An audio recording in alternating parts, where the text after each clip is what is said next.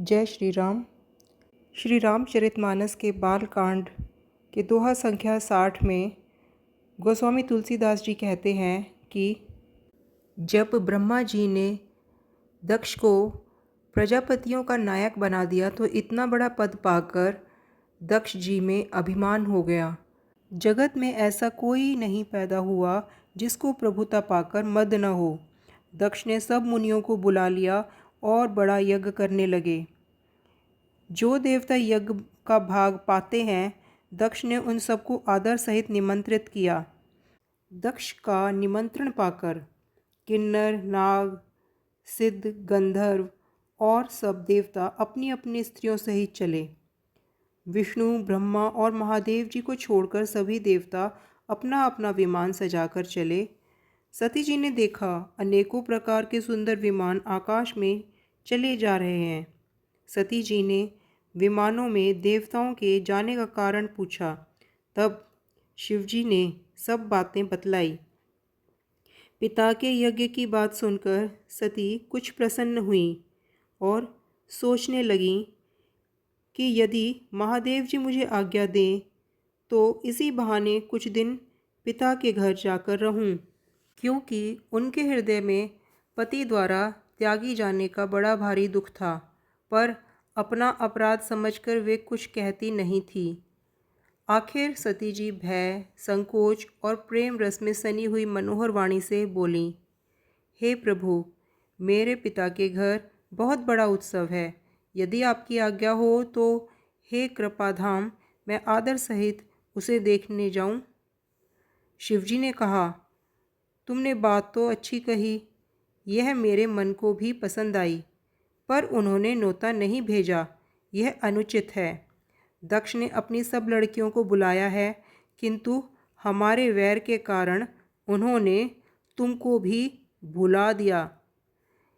एक बार ब्रह्मा की सभा में हमसे अप्रसन्न हो गए थे, उसी से वे अब भी हमारा अपमान करते हैं। हे भवानी, जो तुम बिना बुलाए जाओगी तो न तो शील स्नेह ही रहेगा और न मान मर्यादा ही रहेगी। यद्यपि इसमें संदेह नहीं है कि मित्र, स्वामी, पिता और गुरु के घर बिना बुलाए भी जाना चाहिए, तो भी जहाँ कोई विरोध मानता हो उसके घर जाने से कल्याण नहीं होता। शिवजी ने बहुत प्रकार से समझाया, पर सती के हृदय में बोध नहीं हुआ। फिर शिवजी ने कहा कि यदि बिना बुलाए जाओगी तो हमारी समझ में अच्छी बात न होगी। शिवजी ने बहुत प्रकार से कहकर देख लिया, किंतु जब सती जी किसी प्रकार से भी नहीं रुकी, तब महादेव जी ने अपने मुख्य गणों को साथ देकर उनको विदा कर दिया। भवानी जब पिता के घर पहुंची, तब दक्ष के डर के मारे किसी ने उनकी आवभगत नहीं की। केवल एक माता भले ही आदर से मिली। बहनें बहुत मुस्कुराती हुई मिली। दक्ष ने तो उनकी कुछ कुशलता तक नहीं पूछी। सती जी को देखकर उल्टे उनके सारे अंग जल उठे। तब सती ने जाकर यज्ञ देखा तो वहाँ कहीं शिवजी का भाग दिखलाई नहीं दिया। तब शिवजी ने जो कहा था वह उनकी समझ में आया। स्वामी का अपमान समझकर सती का हृदय जल उठा। पति परित्याग का दुख उनके हृदय में उतना नहीं व्यापता था जितना दुख इस समय पति अपमान के कारण हुआ।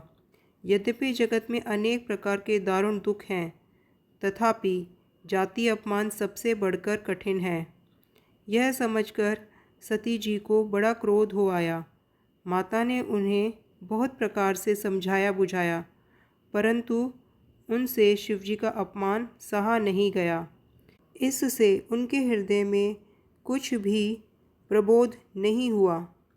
तब वे सारी सभा को हठपूर्वक डांटकर क्रोध भरे वचन बोलीं, हे सभासदों और मुनीश्वरों, सुनो। जिन लोगों ने यहाँ शिवजी की निंदा की या सुनी है, उन सबको उसका फल तुरंत ही मिलेगा और मेरे पिता दक्ष भी भली भांति पछताएंगे।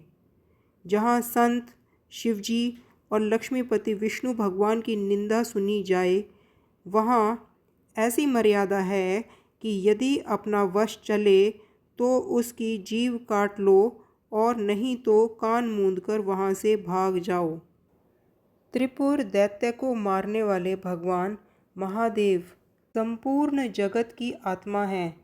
वे जगत पिता और सबका हित करने वाले हैं।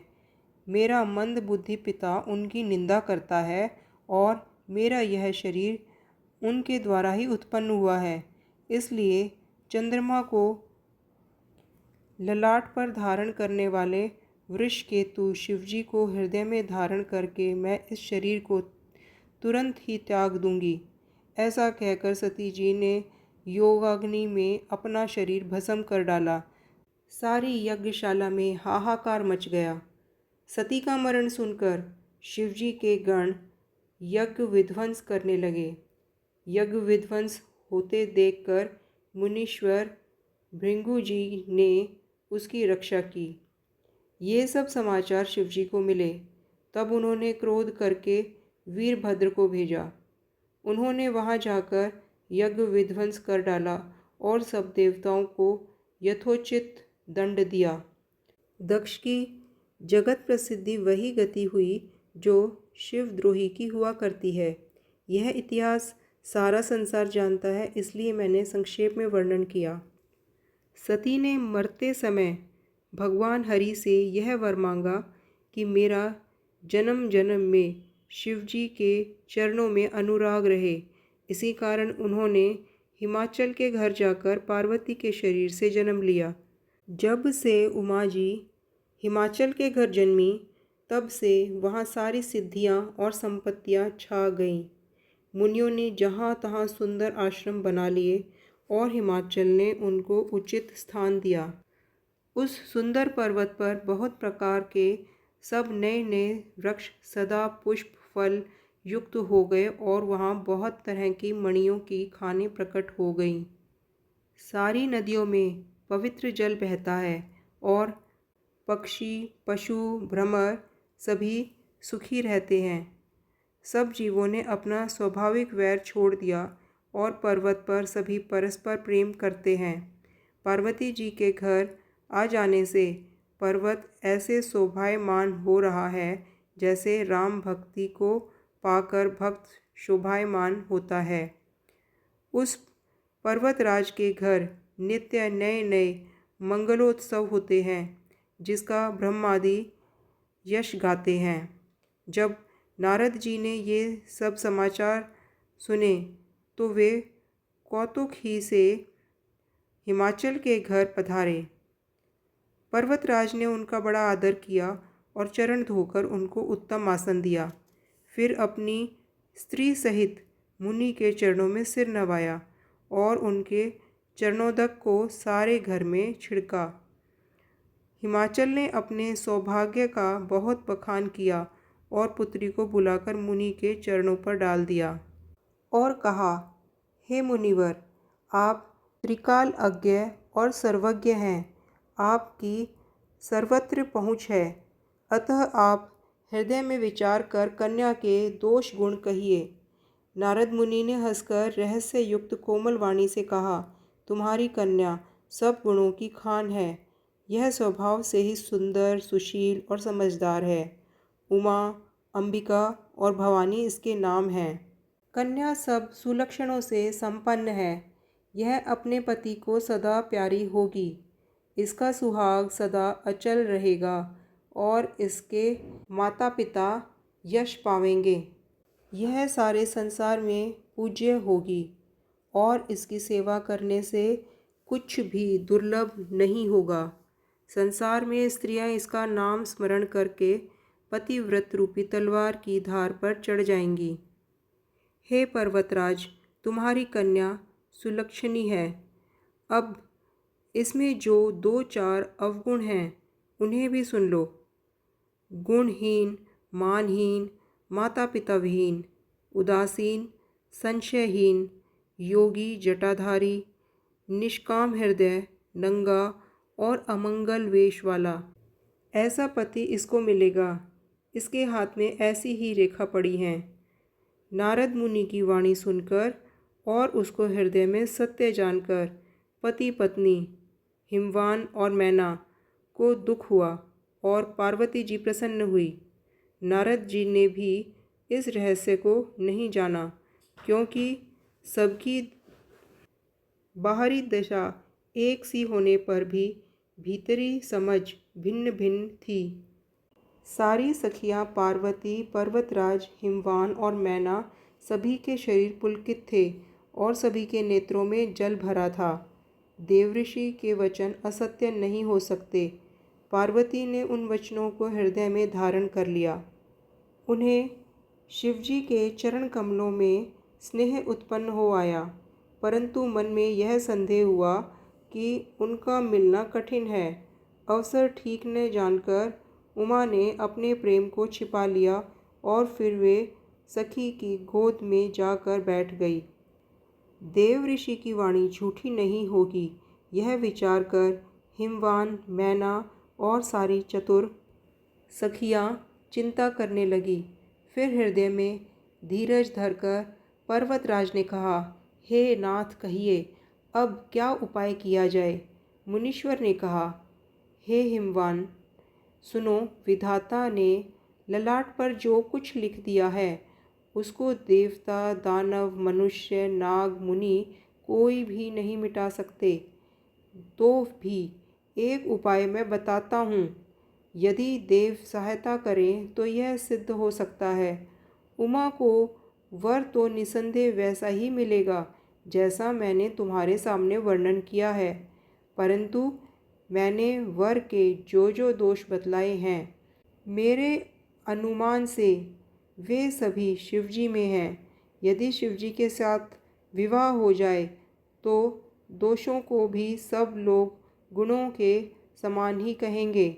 जैसे विष्णु भगवान शेषनाग की सैया पर सोते हैं तो भी पंडित लोग उनको कोई दोष नहीं लगाते। सूर्य और अग्निदेव अच्छे बुरे सभी रसों का भक्षण करते हैं, परंतु उनको कोई बुरा नहीं कहता।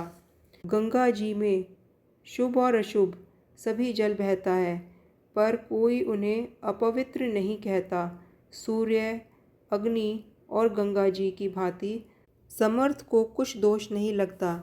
यदि मूर्ख मनुष्य ज्ञान के अभिमान से इस प्रकार होड़ करते हैं तो वे कल्प भर के लिए नरक में पड़ते हैं। भला कहीं जीव भी ईश्वर के समान सर्वथा स्वतंत्र हो सकता है? गंगा जल से भी बनाई हुई मदिरा को जानकर संत लोग कभी उसका पान नहीं करते, पर वही गंगा जी में मिल जाने पर जैसे पवित्र हो जाती है। ईश्वर और जीव में भी वैसा ही भेद है। शिवजी सहज ही समर्थ हैं, क्योंकि वे भगवान हैं, इसलिए इस विवाह में सब प्रकार कल्याण है। परंतु महादेव जी की आराधना बड़ी कठिन है। फिर भी तप करने से वे बहुत जल्द संतुष्ट हो जाते हैं। यदि तुम्हारी कन्या तप करे तो महादेव जी होनहार को मिटा सकते हैं। यद्यपि संसार में वर अनेक हैं, पर इसके लिए शिवजी को छोड़कर दूसरा वर नहीं है। शिवजी वर देने वाले, शरणागतों के दुखों का नाश करने वाले, कृपा के समुद्र और सेवकों के मन को प्रसन्न करने वाले हैं। ऐसा कहकर भगवान का स्मरण करके नारद जी ने पार्वती को आशीर्वाद दिया और कहा कि हे पर्वतराज, तुम संदेह का त्याग कर दो, अब यह कल्याण ही होगा। जय श्री राम। भगवान श्री राम जी की कथा कहने और सुनने वालों का कल्याण हो। धन्यवाद। आगे की कथा सुनने के लिए देखिए वीडियो का अगला भाग।